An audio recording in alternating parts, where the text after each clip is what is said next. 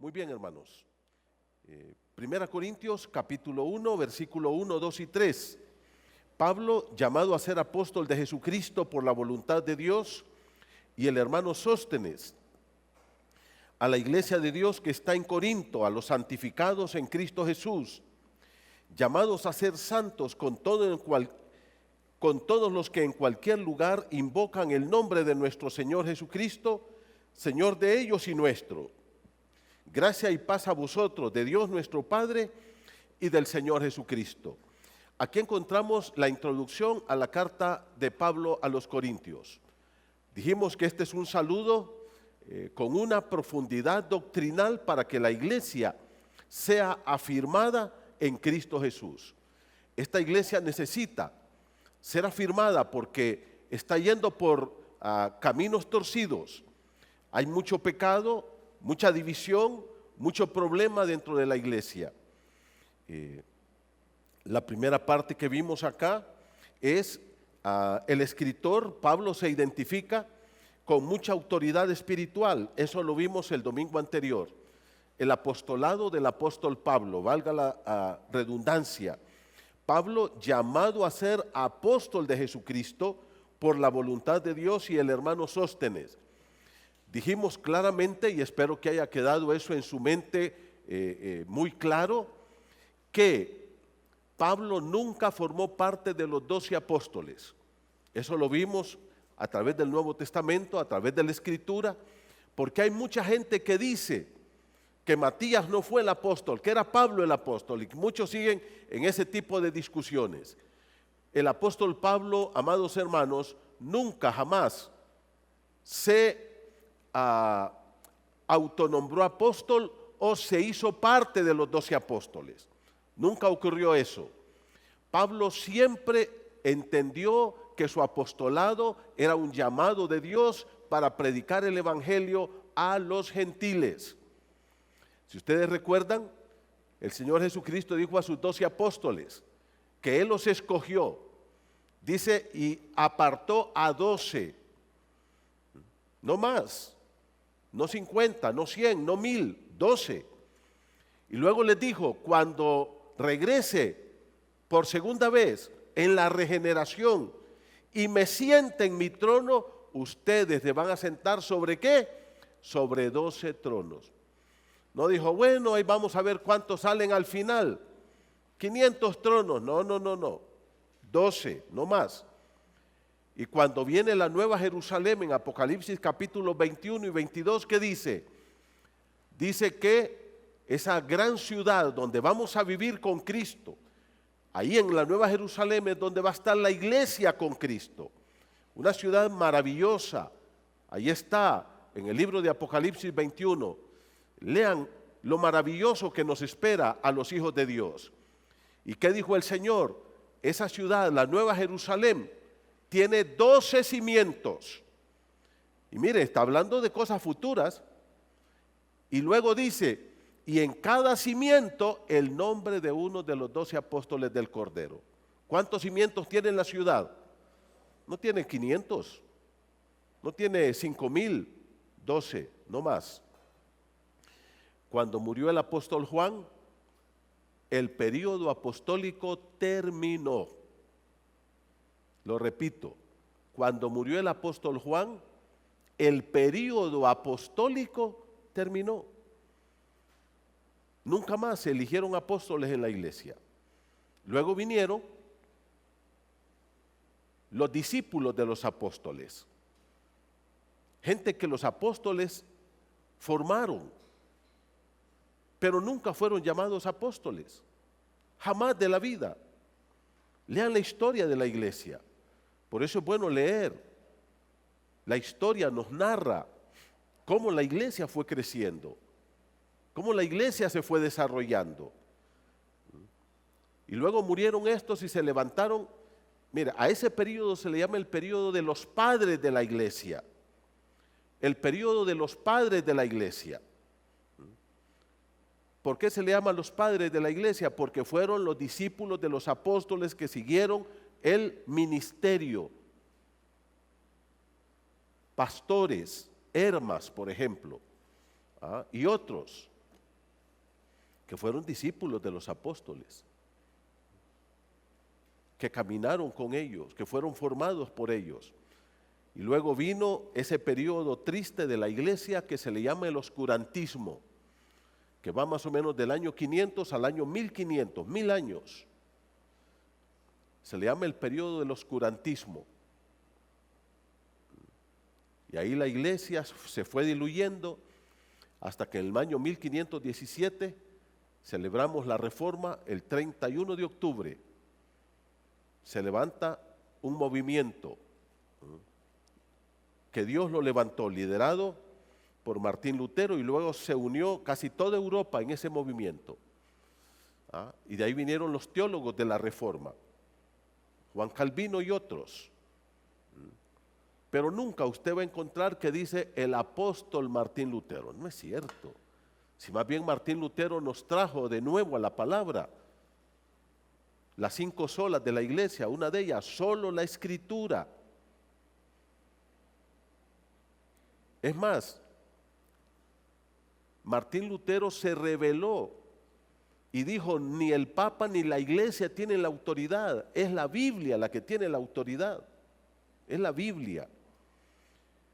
Nunca Martín Lutero dijo yo soy apóstol de la iglesia, Calvino nunca dijo yo soy apóstol, Juan Hus nunca dijo yo soy apóstol, Savonarola nunca dijo yo soy apóstol, y ahí les puedo mencionar todos los reformadores. Luego vino lo que se llama el movimiento misionero, comenzó en Inglaterra, con los hermanos Wesley, Juan y Carlos Wesley, tremendos predicadores. Y solamente estoy haciendo un pequeño resumen, porque ahí podíamos hablar de muchos otros personajes más y de muchos otros movimientos más. Los puritanos, por ejemplo. Y ustedes nunca van a ver que dice el apóstol Carlos Wesley, el apóstol Juan Wesley. No es cierto. Y de pronto acá han aparecido varias personas que dicen que son apóstoles. ¿A cuenta de qué? ¿Quién los nombra? Que porque la iglesia ya tiene 1000 miembros, ahora yo soy apóstol. Eso no es así. Eso no es así. Cristo nombró 12 apóstoles. Fueron el fundamento de la iglesia. Nunca más hubo más apóstoles. Después de que murió el apóstol Juan, se terminó la era apostólica más o menos por el año 100, y por 19 siglos la iglesia nunca tuvo apóstoles. Hoy hay apóstoles, pero todos ellos son falsos y mentirosos. Todos ellos. Y lo digo directo, sin miedo, lo digo avalado por el Señor y por la Biblia. No son apóstoles. Yo les dije, ¿quieren saber si un apóstol es falso?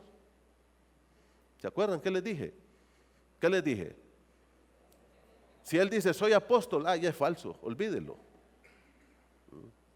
¿Verdad que es sencillo? Sencillo. Entonces hoy vamos a ir al segundo punto de esta mañana, hermanos. Primero, yo volví a mis paginitas, a mí me encantan las páginas. Yo soy enchapado a la antigua.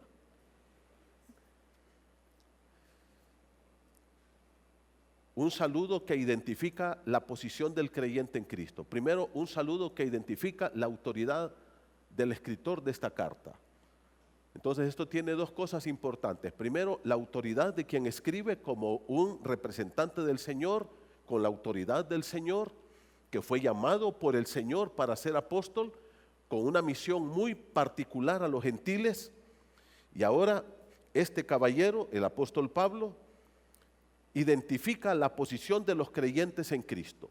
Mira el versículo 2 conmigo. Estoy en 1 Corintios capítulo 1, verso 2. A la iglesia de Dios que está en Corinto, a los santificados en Cristo Jesús, llamados a ser santos con todos los que en cualquier lugar invocan el nombre de nuestro Señor Jesucristo, Señor de ellos y nuestro. Hermanos, esta mañana yo he titulado esta reflexión, la santidad la joya perdida que la iglesia debe rescatar. La santidad, la joya perdida que la iglesia debe de rescatar. Ahora casi no se nos habla de la santidad. Parece que hablar de la santidad en este tiempo ha pasado de moda ya. Parece que hablar de la santidad en este tiempo es algo que no va con el mundo moderno en que vivimos, donde las libertades particulares y personales dejan que cada quien viva como quiere, donde el púlpito se ha convertido en mensajes motivacionales y psicológicos, para que la gente se sienta bien, para que la gente no se moleste, y dejan que cada uno viva su vida como le da la gana. Eso no es cristianismo. Eso no es de la verdadera iglesia de Jesucristo. La iglesia no es una fábrica de gente buena. La iglesia no es un reformatorio. La iglesia no es un lugar donde hay gente buena. La iglesia es el lugar de la gente santa. Ese es el lugar de la iglesia. Tú eres santo, porque si no sos santo, estás perdido. No eres creyente. No eres creyente. Y es que nosotros tenemos la imagen de santo, aquel que está ahí en un nicho y que no peca, ¿no es cierto? Está así. Esos son los santos, dice. Una señora muy beata que pasaba todos los días a la iglesia tradicional, pasaba ahí por la acera de la iglesia evangélica y quedaba viendo así para adentro. Y un día no le pudo y entró para ver.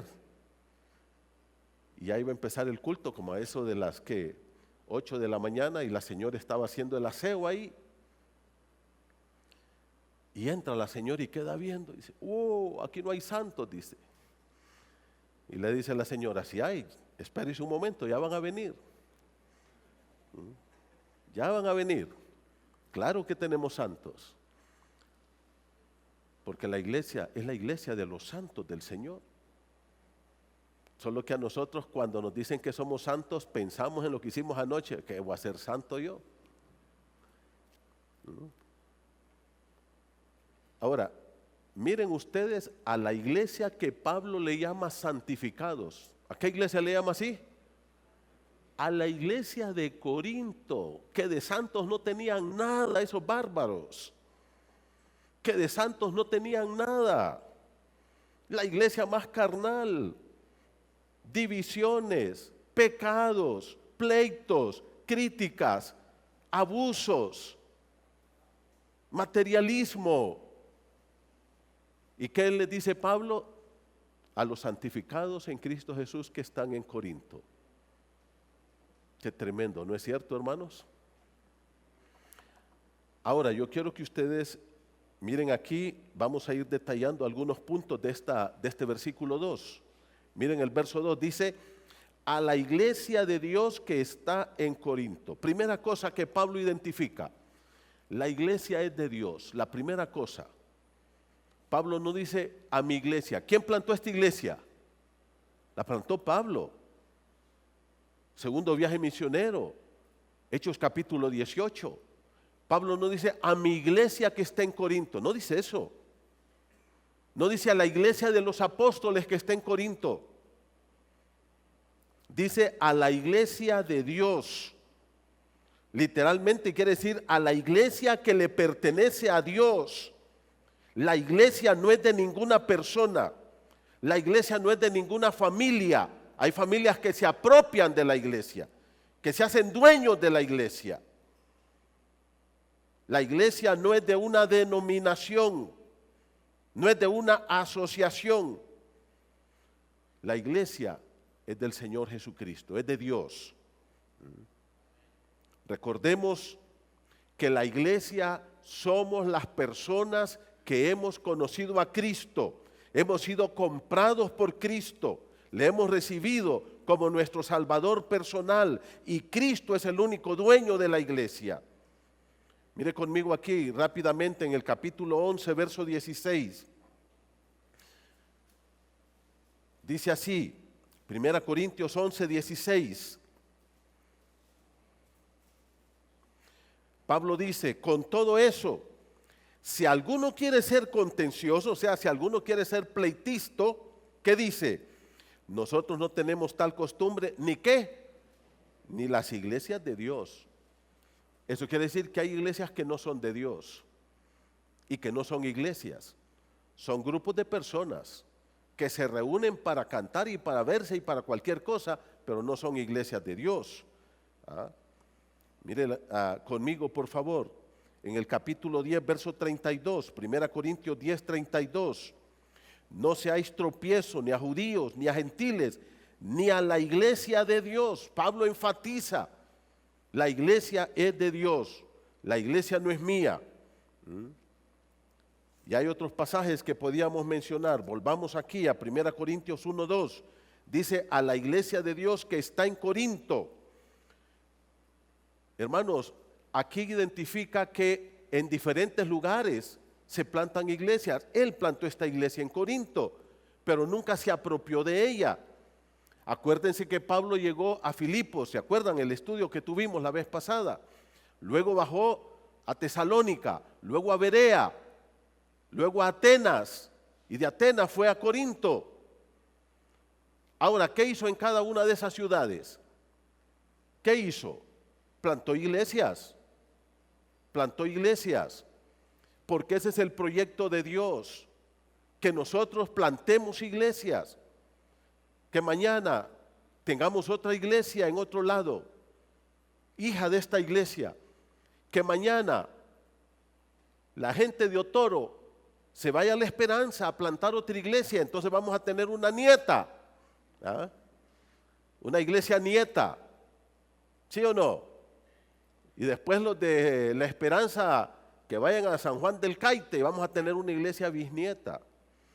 Hermano, así crece la iglesia del Señor. No solamente de ir a evangelizar. Cuando uno va a compartir el evangelio, ese es el primer paso. ¿Recuerdan la gran comisión cuál fue?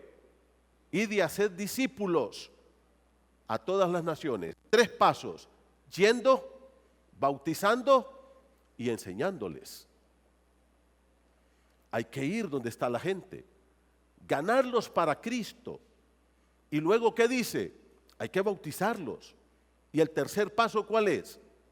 Es enseñarles, discipularlos, para que crezcan en su vida espiritual. De esa forma vamos plantando iglesias. De esa forma la iglesia de Dios universal va creciendo. Y necesitamos urgentemente plantar iglesias, porque necesitamos plantar iglesias que prediquen el evangelio y que enseñen la palabra de Dios. Necesitamos hacerlo con urgencia. Ahora, mire conmigo acá, es la iglesia de Dios, dice, que está en Corinto. Sigamos aquí, el versículo 2 dice, a los santificados en Cristo Jesús. Aquí el apóstol Pablo dice que los hermanos de Corinto son santificados. Hermanos, aquí este verbo tiene 2 características que vale la pena que usted y yo las sepamos. Cuando dice santificados, ese verbo primero está en tiempo perfecto en el original. Ahora usted dice, ¿y por qué el pastor habla de eso? ¿Qué nos interesa a nosotros el tiempo de un verbo? Hay gente que me dice, yo ni sé qué es un verbo. Bueno, pues hay que saberlo. Usted no puede predicar la palabra si no entiende el castellano. Tenemos que aprender. Tristemente la gramática es lo que menos apetecíamos cuando estábamos en el colegio y en la escuela. Pero la gramática es una herramienta que Dios nos ha dado. Por eso esta Biblia la tenemos en castellano. Está en idioma español. Ahora, hermanos queridos, ¿qué significa el tiempo perfecto? Escucha esto. Es una acción del pasado, pero el énfasis está en las repercusiones en el presente. O sea, Dios me salvó a mí, me santificó allá cuando yo recibí a Cristo, pero hoy todavía yo sigo recibiendo las bendiciones de esa santidad que Dios me dio. Eso es lo que quiere decir. Y la segunda cosa es que ese verbo está en voz pasiva. Yo no me puedo santificar a mí mismo.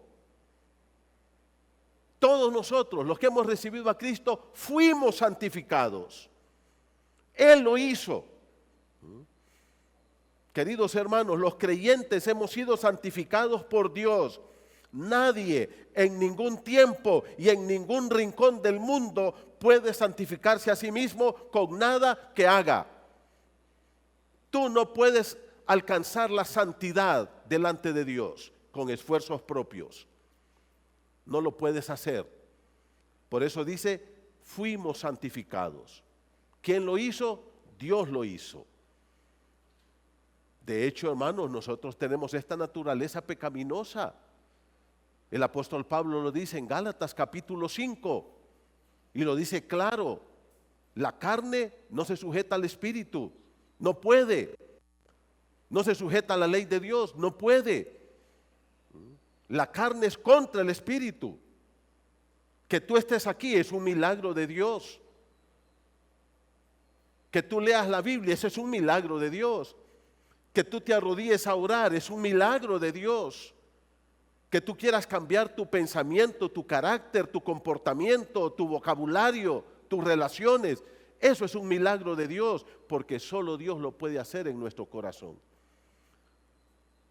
La carne, el apóstol Pablo lo dice en el libro de Romanos 7, hay una ley en mis miembros que me arrastra, dice, la ley del pecado que mora en mí. Hay una iglesia que dice que el creyente va pecando y reconciliándose y pidiendo perdón a Dios, pero llega un momento que da un salto de santidad. Y cuando da ese salto, de ahí en adelante dice, ya no peca más.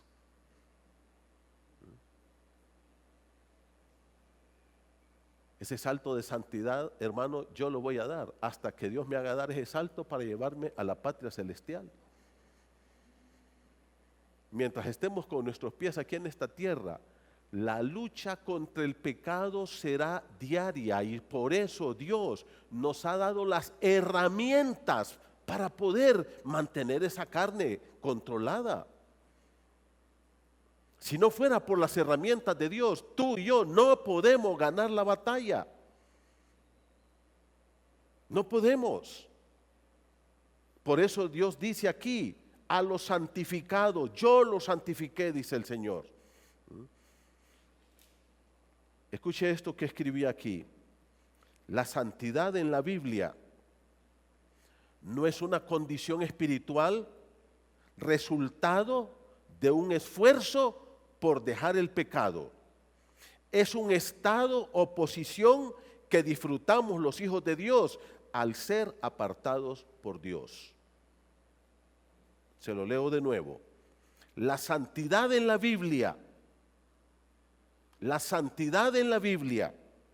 no es una condición espiritual resultado de mi esfuerzo por dejar el pecado. Es un estado o posición que disfrutamos los hijos de Dios al ser apartados por el Señor.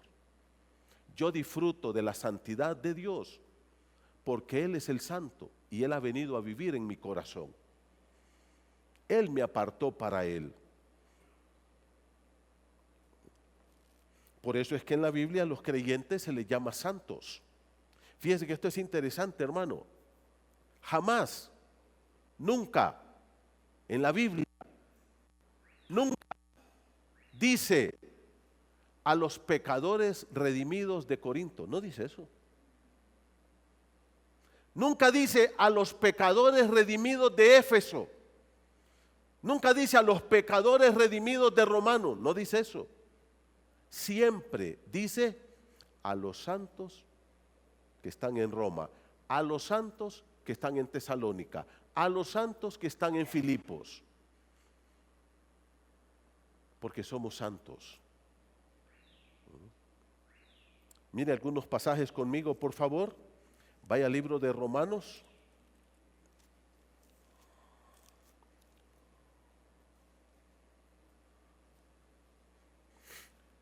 Comencemos con el libro de Romanos, capítulo 1, verso 7, dice: a todos los que estáis en Roma, amados de Dios, llamados a ser santos.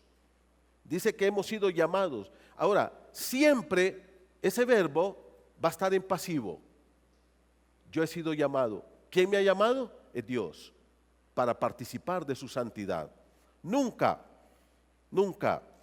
yo voy a ser santo por mi esfuerzo propio. Es Dios el que me santifica. Mire lo que dice la palabra de Dios. Capítulo 8, verso 27. Romanos 8, 27. Mire conmigo. Romanos 8, 27. Mas el que escudriña los corazones sabe cuál es la intención del Espíritu, porque conforme a la voluntad de Dios intercede ¿por quién? Por los santos. No dice por los pecadores redimidos de Roma, por los santos. Vaya un poquito más adelante del capítulo 15, por favor. Mire cómo dice. Verso 25. Pablo dice: mas ahora les está diciendo a los de Roma ya los dijo que son santos, y ahora Pablo dice, Romanos 15, 25, mas ahora voy a Jerusalén para ministrar ¿a quién? A los santos que están allá en Jerusalén. ¿Y quiénes eran los santos? La iglesia de Jerusalén. Mire conmigo Efesios, capítulo 1, por favor. Efesios, capítulo 1, verso 15.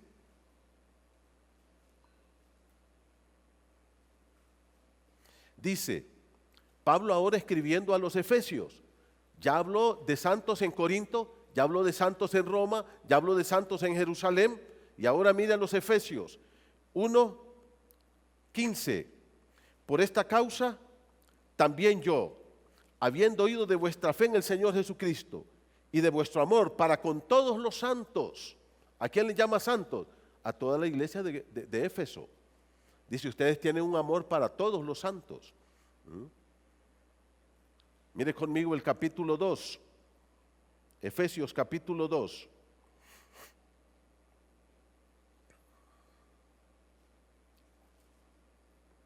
Dice la palabra del Señor así, Efesios capítulo 2, verso 19. Así que ya no sois extranjeros ni advenedizos, sino conciudadanos de los santos y miembros de la familia de Dios. ¿Qué dice que somos? Conciudadanos de los santos. O sea, somos ciudadanos, santos, todos aquí. Así es que esta tarde, al salir de aquí, usted salude al hermano. San Rigo, San Jorge, yo soy San Manuel. Todos somos santos. San Omar, San Onésimo. Nos reímos, pero es cierto, somos santos. ¿Cómo me van a decir ahora de aquí en adelante? San Manuel.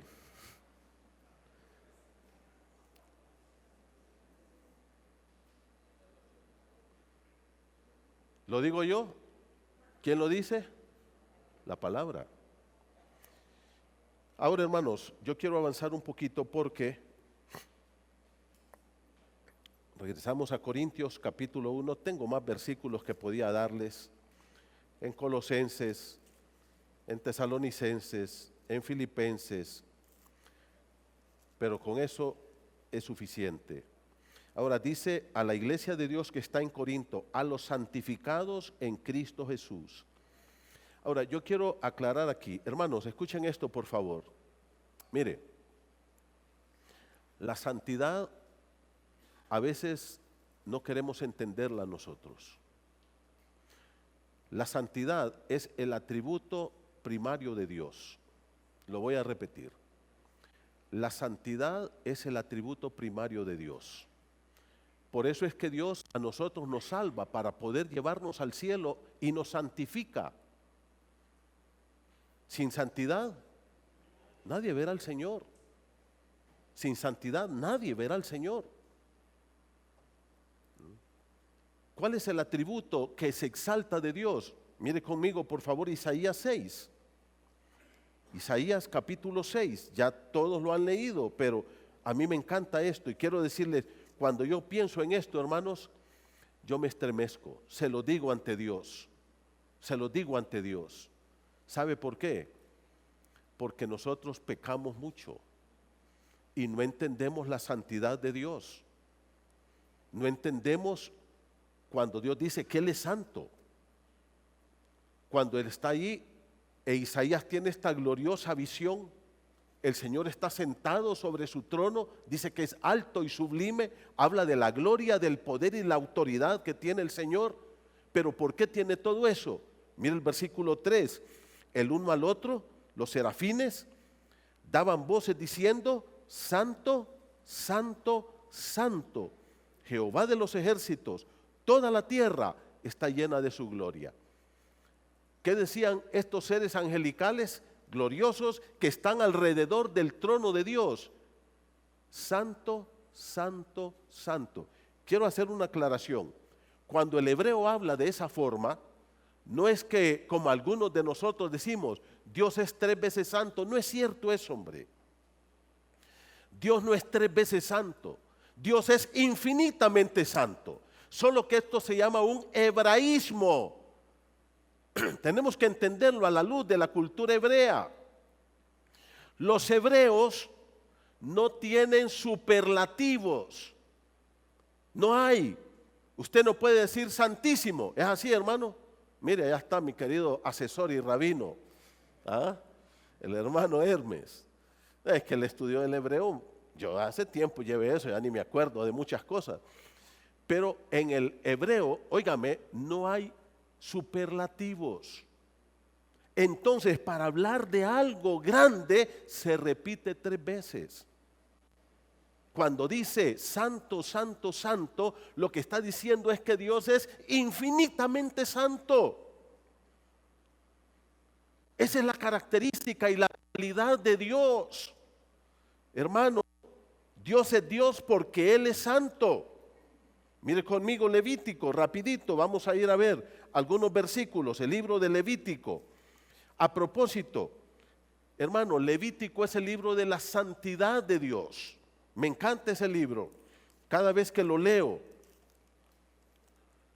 Levítico es el libro de la santidad de Dios. Lea el libro de Levítico, hermano.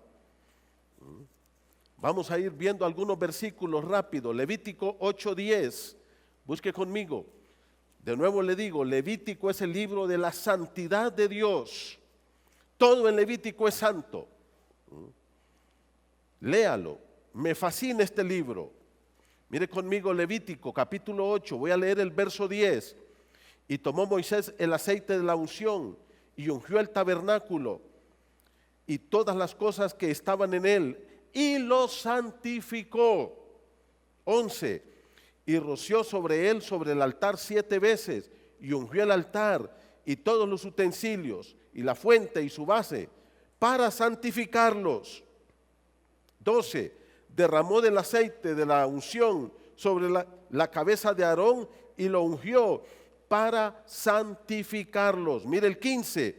Y lo degolló, y Moisés tomó la sangre, y puso con su dedo sobre los cuernos del altar alrededor, y purificó el altar, y echó la demás sangre al pie del altar, y lo santificó para reconciliar en él. Ahora, ¿cuál es el punto aquí, hermanos? Que Dios es santo. Y ahora están el tabernáculo y todos los utensilios y los sacerdotes que van a servir y son santificados. ¿Qué quiere decir? ¿Fueron qué? Apartados exclusivamente para el servicio de Dios. Eso quiere decir, apartados exclusivamente para Dios. Ahora, ¿por qué tenía que santificarse todo esto? Mire conmigo el capítulo 11, Levítico capítulo 11. Dice la palabra de Dios en el verso número 44. Mire conmigo, Levítico 11:44. Porque yo Jehová soy vuestro Dios. Vosotros por tanto os santificaréis y seréis santos. ¿Por qué, hermanos? Porque yo soy santo. Dios dice, yo soy santo. Yo quiero cosas santas para mí. El templo, el tabernáculo tiene que ser santo. Lo que se va a usar ahí, cucharas, mesas, todo, tiene que ser santo. Y ustedes, mi pueblo, también tienen que ser santos. Apartados solo para mí. Eso es lo que quiere decir. Mira el verso 45. Porque yo soy Jehová, que os hago subir de la tierra de Egipto, para ser vuestro Dios. Seréis pues santos, ¿por qué? Porque yo soy santo, dice Dios. Hermano, yo les decía y se los he dicho a ustedes, la iglesia no es un reformatorio. Aquí no estamos para ser gente buena. La iglesia es gente ¿qué? Santa. La iglesia es el pueblo de la gente santa, de esa gente que entiende que es de Dios y que por tanto somos santos para Él. Mire el capítulo 19, verso 1, Levítico 19, 1. Y le voy a decir, puedo ir por todo el libro de Levítico enseñando de la santidad de Dios y de la santidad del pueblo de Dios. Todo el libro habla de eso. Versículo número 1, 19:1. Habló Jehová a Moisés diciendo, habla a toda la congregación de los hijos de Israel y diles, santos seréis, porque santo soy yo Jehová vuestro Dios. Qué tremendo, ¿no es cierto? Dios es santo. Hermanos queridos, vaya conmigo ahora a Primera de Pedro. Ya vieron ustedes que por todos lados a nosotros se nos llama santos. La Biblia dice que somos santos. Primera de Pedro capítulo 1. Primera de Pedro 1.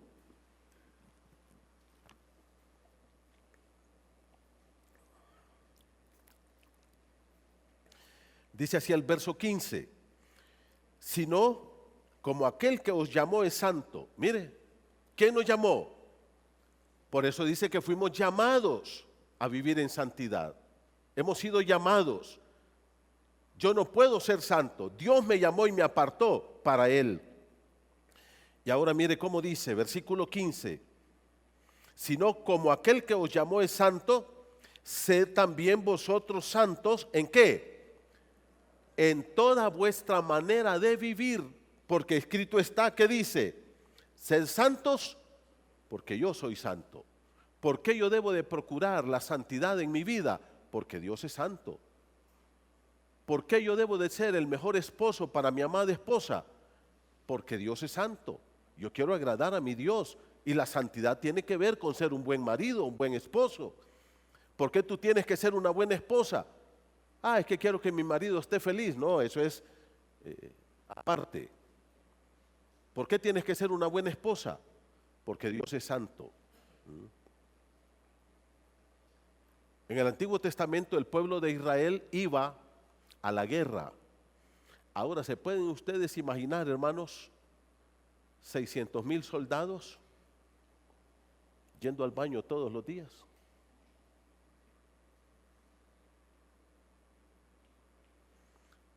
Entonces Dios le dijo al pueblo, óyeme, entre las armas lleven una estaca.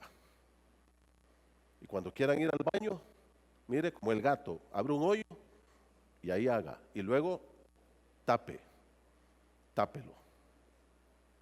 Ahora ustedes pueden decir, no, pues, se pueden imaginar ustedes una peste que se iba a levantar ahí si todo eso está ahí a flor de tierra. La peste, las infecciones, las enfermedades, la contaminación. La otra cosa va a pararse. No me pare ahí. Terrible. Pero Dios dice, no. Van a hacer eso. Escuche esto. Porque yo Jehová soy santo y ando en su campamento.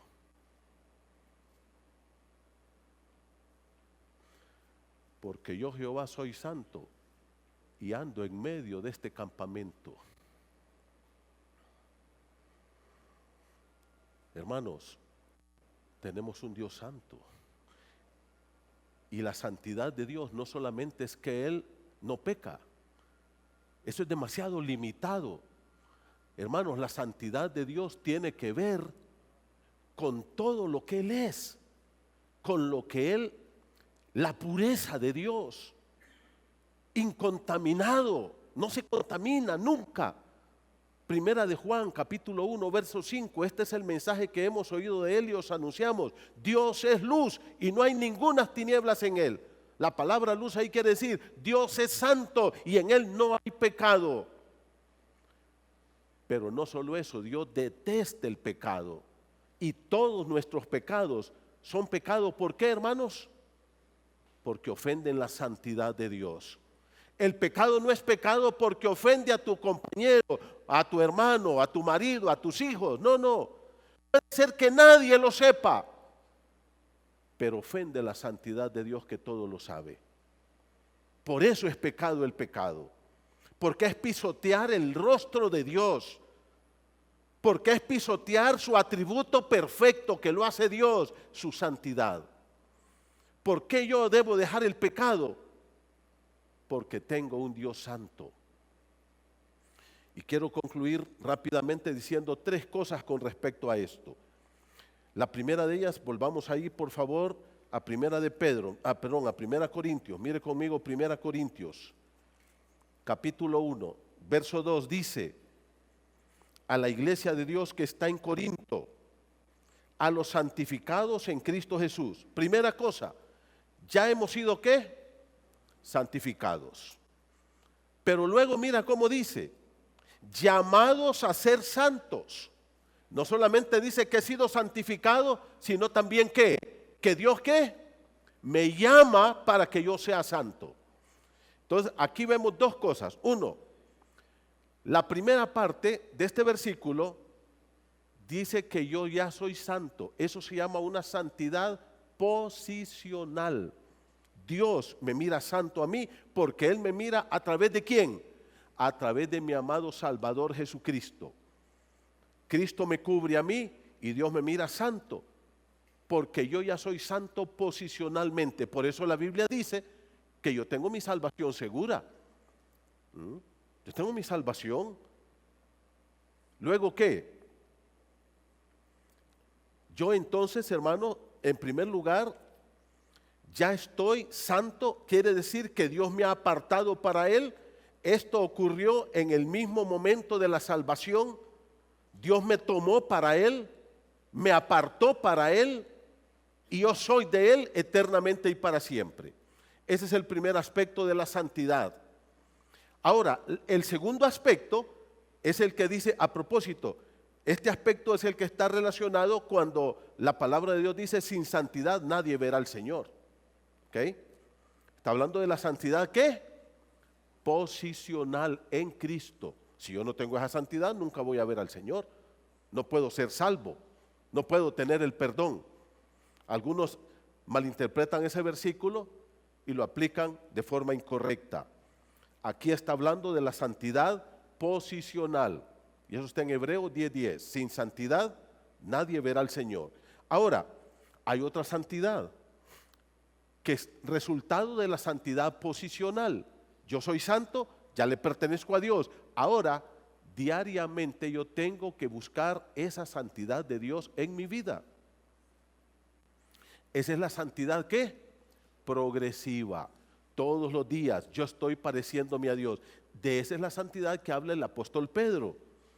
Cuando dice, sed santos en toda vuestra manera de vivir.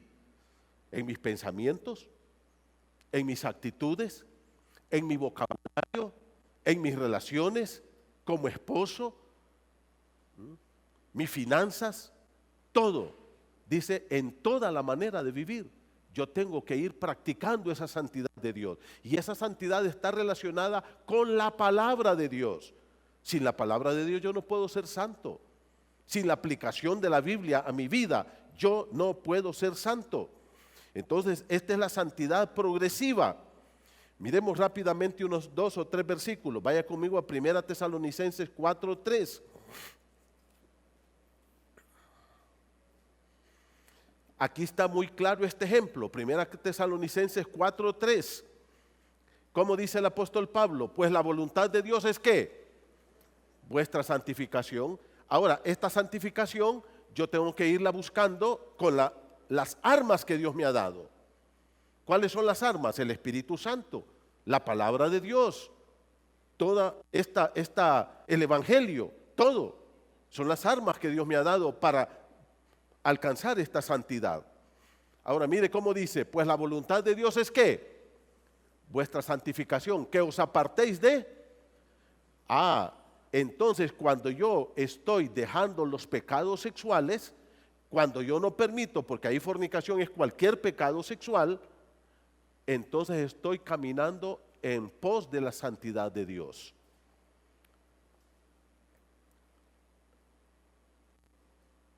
Esa es la santidad progresiva.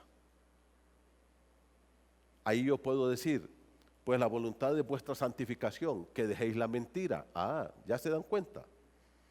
Pues la voluntad de Dios es vuestra santificación, que dejéis el orgullo. Cualquier pecado que sea, yo tengo que irlo dejando para ir buscando ¿qué?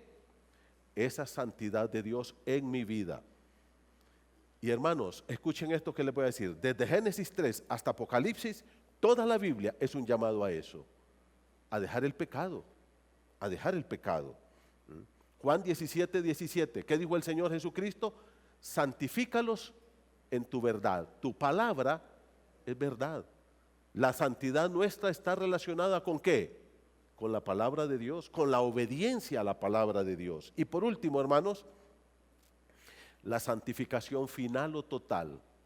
Entonces, la santidad tiene 3 aspectos en mi vida. Uno, mi santidad posicional, yo soy santo en Cristo Jesús, he sido perdonado y apartado para Dios. Segundo, la santidad práctica, diaria en mi vida, en el trabajo, en la calle, en mi casa, en el supermercado. La santidad práctica. Y tercero, la santidad ¿qué? Final o total. ¿Cuándo va a ser esto? El día en que Dios lleve allá. Ese día seremos libres del pecado.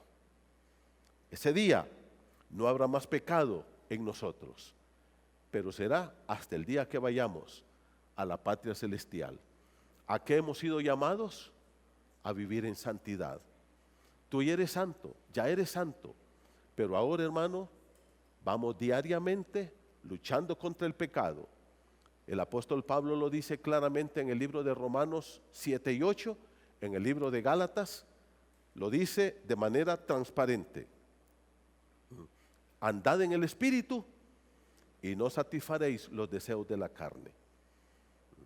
Porque el deseo de la carne es contra el Espíritu y el deseo del Espíritu es contra la carne. Y estos dos que dice, se oponen entre sí para que no hagáis lo que quisiereis. Y manifiestas son las obras de la carne, que son adulterio, fornicación, inmundicia, lascivia, hechicerías, enemistades, pleitos, celos, contienda.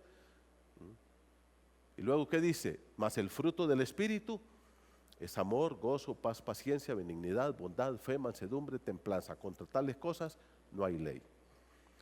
Queridos hermanos, tú y yo hemos sido santificados. Que la gloria sea para el Rey de Reyes. Amén. Pero también Dios quiere que vivamos en santidad. Dejemos el pecado. No es fácil. No es fácil. Pero Dios quiere que lo hagamos. Y Él nos ha dado las armas. Amén. Entonces, San Milton, vamos a ponernos de pie para orar. Vamos a darle gracias a Dios porque Dios quiere una iglesia que camine en santidad. Cada día.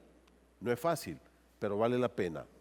Él nos ha dado las armas para pelear estas batallas. Querido Dios, gracias por esta mañana. Gracias por tu palabra. Padre, glorificado seas porque tú nos has santificado. Nos has apartado para ti. Pero también quieres que dejemos el pecado diariamente en nuestras vidas. Esta santidad práctica. Señor, llénanos del Espíritu Santo. Que tu Espíritu tome control nuestra mente, corazón, alma, cuerpo, voluntad, carácter, emociones, sentimientos, y que haga morir en nosotros las obras de la carne, Señor, todo el pecado, y que vivamos para gloria de tu santo nombre.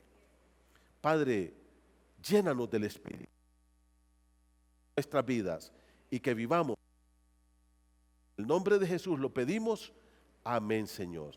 Amén. Hermanos, que por favor, a los hermanos que nos están viendo, gracias, que Dios los bendiga, hermanos. La paz de Dios esté en sus vidas y en sus corazones.